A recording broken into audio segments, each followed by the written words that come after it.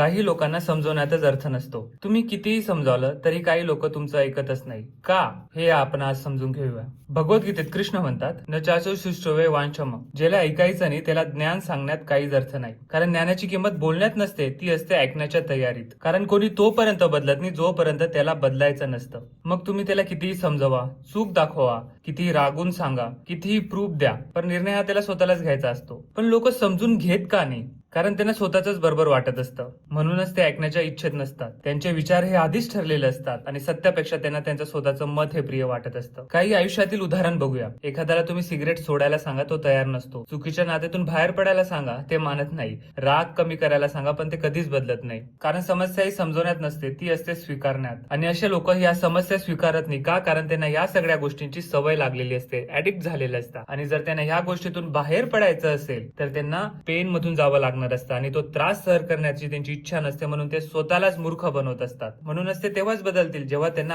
गरज वाटेल. इथे आपण चूक काय करतो माहितीये? समोरचा तयार नसताना आपण त्याला पुन्हा पुन्हा समजवतो, त्याच गोष्टी पुन्हा पुन्हा सांगतो, त्याच वादात पुन्हा पडतो. आपली वेळ, ऊर्जा आणि मन शांती सगळं वाया घालवतो. आपण त्याला बदलण्याची जबाबदारी स्वतःवर घेतो. हीच आपली चूक आहे. मग यावर उपाय काय? सगळ्यात पहिले तर तुम्हाला जे मनापासून त्याच्यासाठी चांगलं वाटतं ना, ते त्याला सांगा.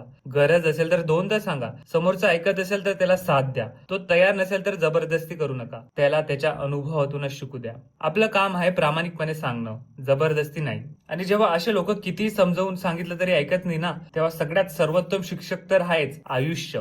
कारण योग्य वेळ, अनुभव आणि प्रसंग आल्यावर असे लोक बरोबर ठिकाणावर येतात. लक्षात ठेवा, प्रत्येकाला बदलण्याचा प्रयत्न करू नका. प्रत्येक वाद जिंकण्याचा प्रयत्न करू नका. ज्ञान देणं हे आपल्या हातात आहे, पण ते स्वीकारणं हे समोरच्याच्या हातात असतं. कारण कोणाला समजवायचं आणि कोणाला वेळ समजावेल हेच ओळखणं शहाणपण आहे. कारण जिथे समजून घेण्याची इच्छा असते ना, तिथं फक्त एक वाक्य पुरेसं असतं. आणि जिथे इच्छा नसते तिथे 1000 शब्दही कमी पडतात.